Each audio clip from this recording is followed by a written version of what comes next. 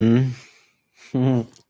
All right, so let's talk about when I was first grade up a ways. We'll see how long I go. I don't want to make these videos too boring, but first grade was a big deal for me. That's when you started going to school all day, right? So it was pretty long. One thing that was motivational for me, of one thing was the fact that I had Miss Davis as my teacher, and as previewed in the kindergarten video, I still remember I had a crush on her, and that's all I'm gonna say. Okay, so that was cool. Had a class, a lot of the kids looking. I'm looking down at my um, first grade class pictures. There were some interesting characters there. Some kids I ended up spending a lot of time with in my life. I met in first grade, right? So, still at Mary McPherson Elementary. Um, Fun fact: this might seem weird to you, but um, I still remember this was the first time I was like, I really remember recognizing that there were, I hate to say this, other races than white people. Um, or like Asian people. I knew there were white people. I knew there were Asian people, and I still remember there was a little dude in my first grade class named Ricardo. Right, we got along great and everything, but I just remember thinking, "I'll be darned, that kid's brown," and just where I grew up, I guess. So, anyways, first grade. Let's be honest. I don't remember too much about it. Like, you know, I didn't maybe letters or who cares. But after school, let me tell you what I really liked. I love playing with my dog Spot. He couldn't do any fetching or anything like that, but we just walk around, and like my parents were cool about letting me just kind of roam. I'd go down through the garden area. We lived when by this time we had moved out onto the Nova Lane house, and so I could go down by the cows. I could go around, and if Spot was with me, it was all cool. So that was my big highlight of first grade, probably, right? Um, I'm looking at pictures, see if it'll inspire me. I did get to go hunting in 1978, so I was 6 with my uncle Jay and my grandpa and my dad. We went deer hunting, and I'm assuming it was I think it was near Bear Lake. So, anyways, I will tell you, I do remember that trip. We got these boots that were like 8 sizes too big. I still trudged in them. I was like, Juju, I don't know how deep the snow was, but it seemed like legit. It would come up to my waist at times, going around, going around. Um, in the end, Uncle Jay did shoot a deer, and I still remember going over there and like the blood and the snow and stuff, and I was like, he killed that thing. We pulled it down. That was a pretty awesome trip. So that was really probably my only deer hunting trip ever when I was 6. So yeah. Um, you know what happened though? Let me tell you, 1979 came around, and you thought it was a big deal when Ricardo was in my class. Another thing happened in 1979 that blew my mind. It was something that I never imagined could ever happen, and um, I still remember it happening, and I was just like, "This is what happened." I got a little brother. I had never in my life imagined that I would not be the youngest person in the family. Let me tell you, my sisters are great, Margot and Lana, but having a brother is way different. You see, when I was with Margot and Lana playing, at best was my GI Joes are dating your Barbies, or we're dressing up the cats as babies. Like we'd put doll clothes on cats. They would have me drink dishwater. They would do a lot of crazy stuff. And a lot of times I would prefer to go play alone because I wasn't into the same things they were into, like dolls and that kind of stuff. I wasn't into that. So Spot and I had imagined Spot and then later Duke was the next dog I had. Let me go through dog genealogy. Spot, Duke. These were golden retriever type. These were all mutts. Let's be honest. Duchess was black. Duchess is one of the. I'm telling you right now, Duchess is one of the dogs in the Dog Hall of Fame. After Duchess, I mean, nothing compares. I don't even remember any others. So until I was married. So we'll talk about them later. Don't feel bad, dogs. So anyways, Curtis was born, and I was like, I'm not the youngest. This is incredible. He was born 4 days before my 7th birthday. And I remember Grandma and Grandpa Waite came, Grandma Kirby came. It was like celebrities coming to the house. Everybody smiling, everybody pumped. I was stunned. And that has nothing to do with first grade, but that happened around that time. Let me tell you, sometimes people are just studs. And I got the construction paper certificates that were photocopied to prove it.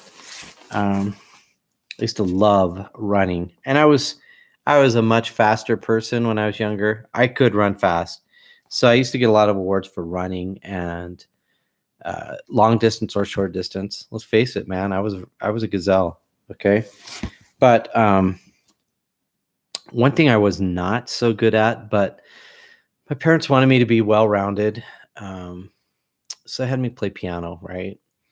And I believed in being obedient and practicing, but I never remember practicing wholeheartedly, except maybe like day one.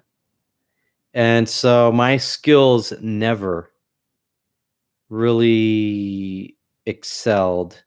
Let's just be honest, I was terrible. Okay. There's kind of a joke in the family that I got to the song called Glowworm, and I don't even remember how old I was, but that was like the end. I was like, dude, I cannot do Glowworm. I don't even know what the heck Glowworm was, but I remember there was a confrontation. Like I had enough, and I was like, Mom and Dad, I really need to talk to you. I cannot do Glowworm. Sure, you do Glowworm, but I cannot do Glowworm. I'm done with piano. You're what? I'm done. I used to think it was a waste of my time to go to lessons. I regret it. I kind of wish I played piano now, but I don't. So, all right. Glowworm. Did go to Washington, D.C. with my family in 1979. That was pretty awesome. And I was able to get my first mini BB and pellet guns. And I'll say, when I was a young guy, if there was a sharpshooter on Nova Lane, it was me. I was not a bad shot at all. And I was given the assignment to exterminate all magpies and robins that would eat like our raspberries, our strawberries, and our cherries. And I was actually pretty good at I had this route, and I'd go, and I would get paid 5 cents a robin, 25 cents a magpie, and there were no age restrictions. So when you could find the young ones that were not as cautious, that was like gold mine, right? And so I did spend a lot of my time protecting the land and our you know, our strawberries, our raspberries, cherries, apples, peaches, apricots, plums. We had tons of fruit trees, and mom would always can and preserve, and we dry them, and so it was a real deal. I was helping keep our family alive in my own young way, right? So I will say, here's a serious thing that did happen in 1980. 1980 is when I was baptized in the Church of Jesus Christ of Latter-day Saints. I still do remember that day. My dad baptized me. I gave a little talk in Sunday school, and it was the day I was confirmed on February 3rd, 1980.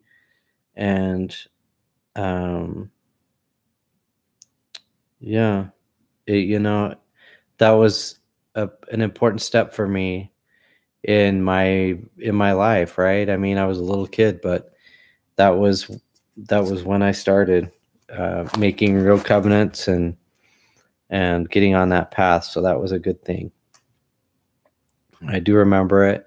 I remember feeling the Spirit, and I know it was an important step. So that was really good.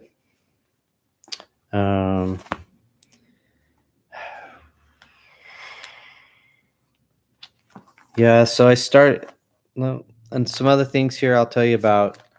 Being 8 years old, I got to start Cub Scouts, which I was pretty into. I still remember doing Pinewood Derbies. I remember sobbing when I lost in front of a lot of people. And I worked hard on those cars. And these other guys, they just have their dads make them for them. It was not cool. Anyways, got Boys Life magazine. That was like my first magazine subscription. Pretty cool. And yeah, I just kept doing that grade school thing. Second grade, I had Mrs. Nelson. I remember that we had to learn Idaho history, and I remember learning about like Lewis and Clark and Sacagawea.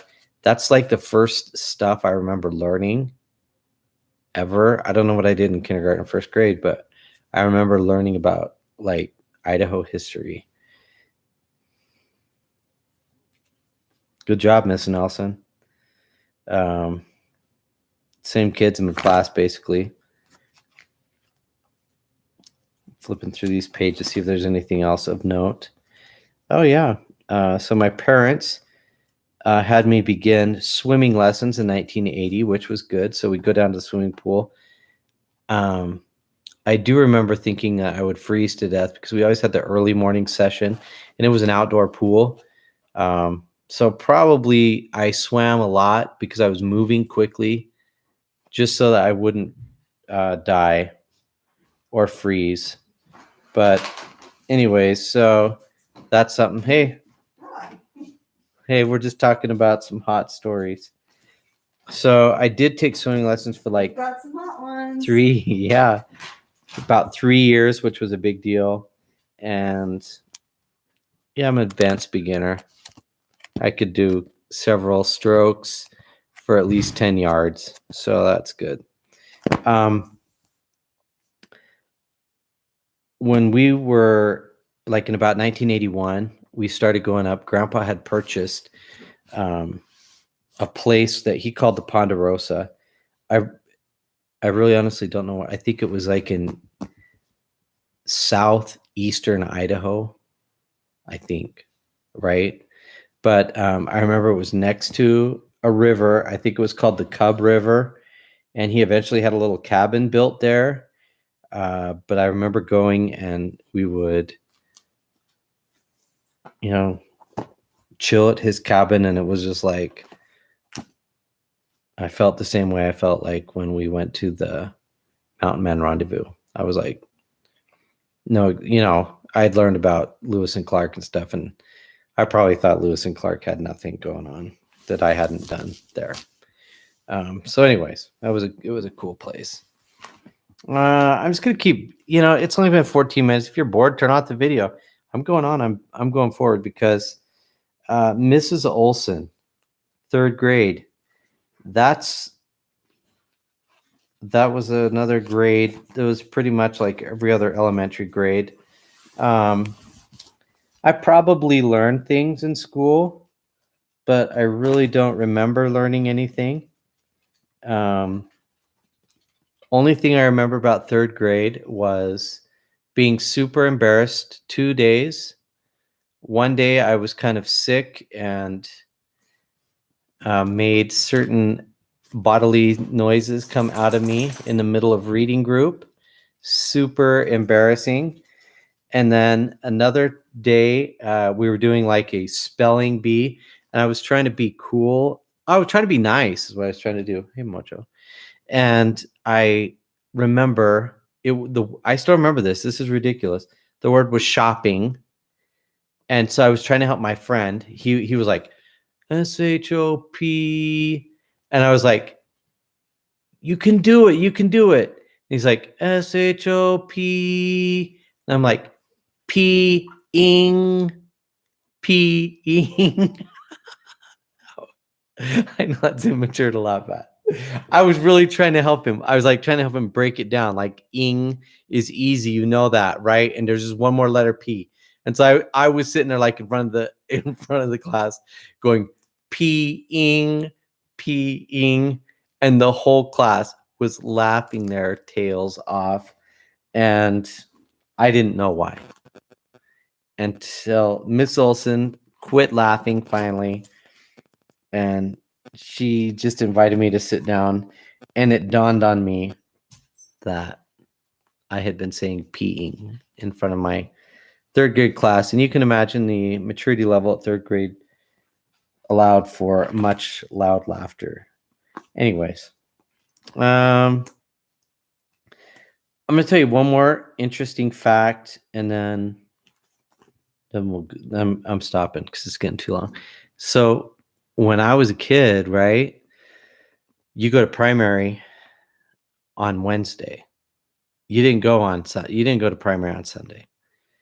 And so I went to school at Mary McPherson. It was up at the top of this hill, and we'd walk down. It was at least a quarter mile, right? And so we walked down to the church building on Amity Road and go to primary there, right? So your primary teachers and primary leaders were all there, and you would go in. This is how church was for kids, right?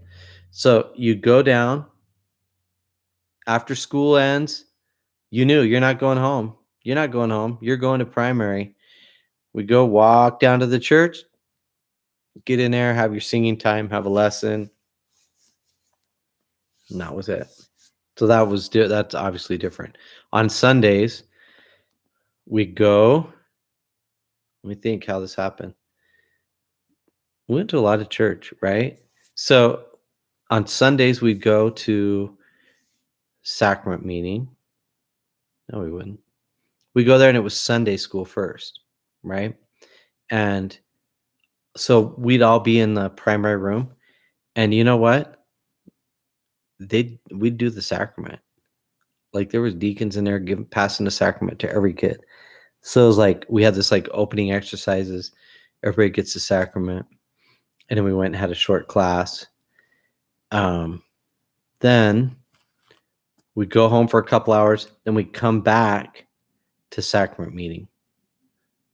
Obviously, so you were churching all day, which wasn't bad for me, but it was way different than it is now.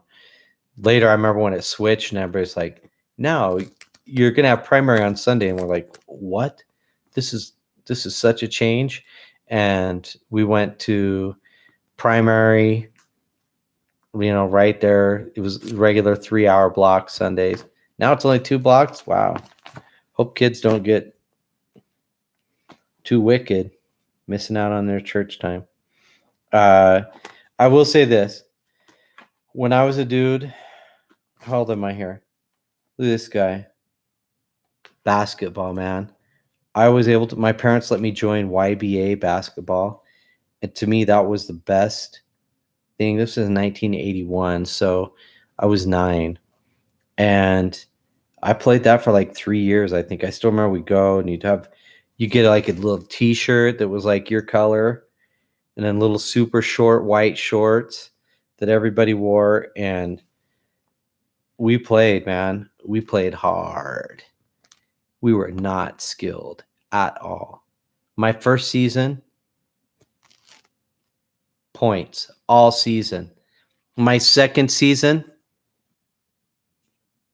point all season. I didn't care, man. It was, to me, that was the NB freaking A. Well, that sounded bad. The NBA is what I meant. That's sorry. It it was great. It was great, and I used to love. Like my whole week was just like, okay, can't wait till Saturday, so I go because that's when you'd have your games, right? So super fun times. Loved it. When I was a kid, I used to love the space shuttle. When they started launching the space shuttle Columbia into space, that to me was the biggest deal.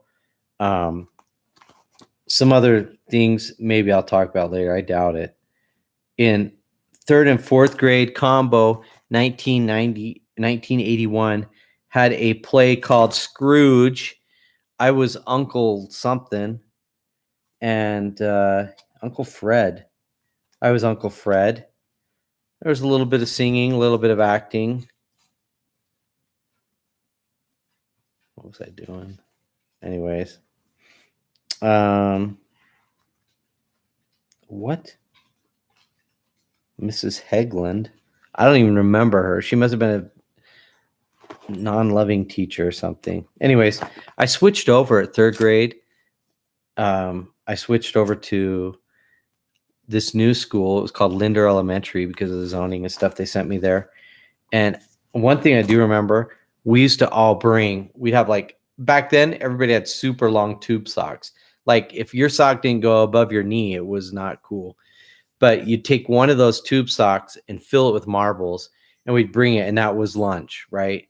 That was recess. We were playing marbles, and we'd play, like you'd start at a certain point, and then if your marble hit another guy's marble, you got to keep it. And so we had I don't remember all the rules, but we played marbles like crazy we played a long time until one day, one of these kids named Luke, he blew it for us all because he went and he lost his cool, right? And so he lost, and he got so enraged that he took his sock full of marbles and started using it as a whip and a club to batter this other kid. And well, it took about 5 minutes before marbles were banned from school. So that was the beginning of the end. It's when rules started taking over fun. Another fun thing that we would do at lunch, though, we played Deer. Deer was a great game where one person was the hunter and the others were the deer.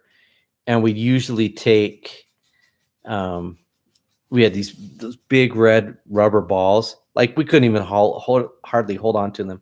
But if the hunter had that, and like what you do is if you're the deer, you try to run super close to the hunter and like taunt it, You're like, hey, and run by and try to get the hunter to throw his bullet, which was the big ball, because then it was funny because they had to chase it, If they hit you, they got two rewards. Number one, you go rolling because the ball was big, and as you were running, it would knock you off balance and you'd fall.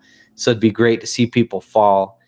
And then also they had to become the hunter. So we loved that game until there was this one kid, Jerry Hill, who he had terrible hygiene. And one day, like that kid would eat so much.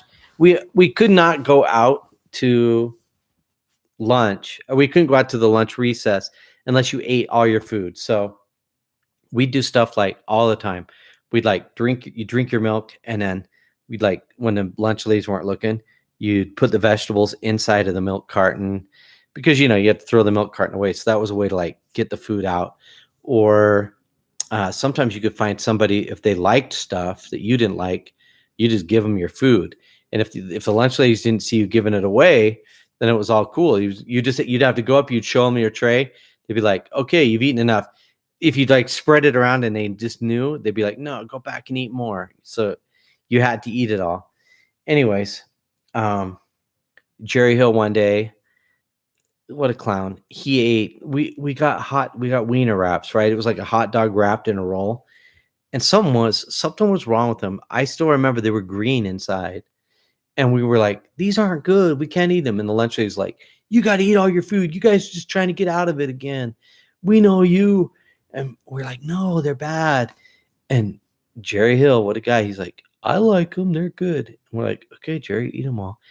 He ate like 8 green hot dogs. And then we went out and played deer. And man, he was sick, real sick. And you know what he did.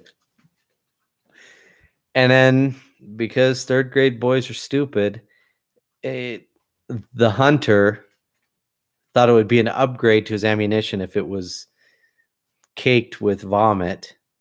And so when we all went into class covered with remnants of that ammunition, that game got shut down too. So a lot of good games got shut down because we were dumb. Anyways, those are some thoughts. I guess this would be first grade through third grade. Then fourth grade, kind of Mrs. Hedgehog or what, I don't remember her name. She doesn't really count because I don't remember. So anyways, there's some stories.